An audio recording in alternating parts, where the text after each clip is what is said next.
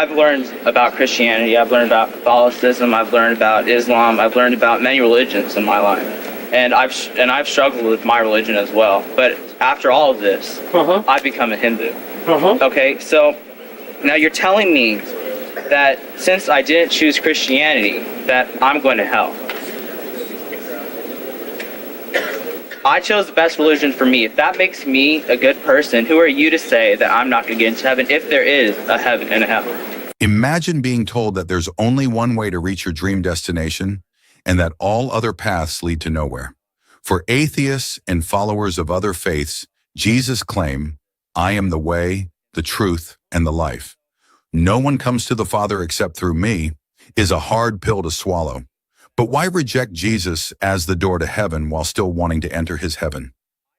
Join us as we dive into a thought-provoking conversation between Cliff and a student who's struggling to accept Christianity's exclusive claims, questioning the fairness of God, and seeking answers about the validity of Jesus' resurrection and the limits of salvation.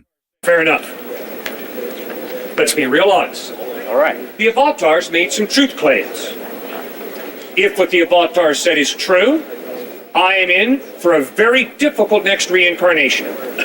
It ain't going to be pleasant for me. Jesus Christ made some truth claims. If what he said is true, I'm going to heaven because I put my faith in him. Muhammad made some truth claims. If what Muhammad said is true, I am going to hell. Guess what? That's the way it is with truth claims. If I make a truth claim, 2 plus 2 equals 4, what I'm saying is, it doesn't equal 5, it doesn't equal 2. 2 plus 2 equals 4. And if you're in my math class and you write down 2 plus 2 equals 5, you are wrong. Why? Because it's a truth claim that I'm making.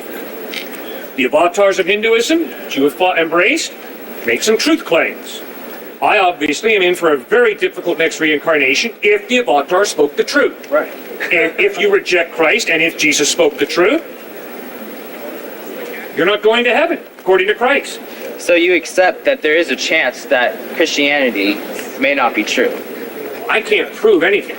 All right, that's all I was trying to say. I can't prove anything. Instead, what I do as a thinking human being is I base my life on evidence. I can promise you if Jesus was a first century Jimmy Jones, I never would believe in it. I can promise you if Jesus had said, I'm going to die and rise from the dead, and if he wouldn't have pulled it off, if he would have stayed dead and not risen from the dead, then like Paul, I would never follow Christ. Paul said if Christ is not risen from the dead, we're a pack of fools. We're lost in our sins. How do you know that he really did? Because the historical evidence is he really did rise from the dead. And where did this historical evidence come from? The same place all historical evidence comes from, trustworthy eyewitnesses. And how do you know that these eyewitnesses are telling the truth? By putting their writings through tests, by looking for others who make comments, by studying archaeology to see if the place names that they list in a document are real or unreal, by looking at their honesty in the text. You know, if the Gospels talked about Peter, James, John, Matthew all being these perfect moral specimens, I'd get really skeptical. One of the reasons I trust the Gospels is because all the leaders of the first century church are a bunch of Christ deniers and wimps and Christ doubters. I like that. Sounds like me. That kind of honesty and vulnerability wins my trust. What I'm trying to get at here is that every religion is based on faith. Faith in what you read, faith in the higher power. Would you agree with that? Well, what do you mean when you say based on faith?